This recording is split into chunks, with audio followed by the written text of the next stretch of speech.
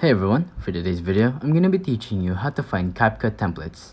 With this tutorial, you're going to be able to do cool edits easily.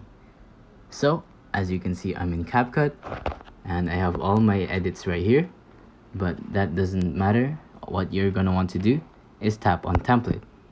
And as you can see, there are so many templates you can use.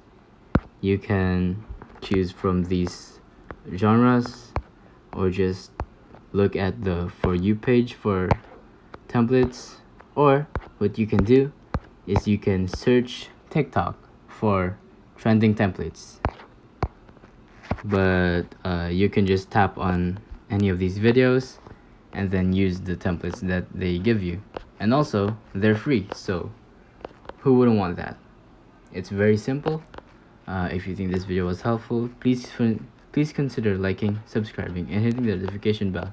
Any comments and suggestions, feel free to comment down below.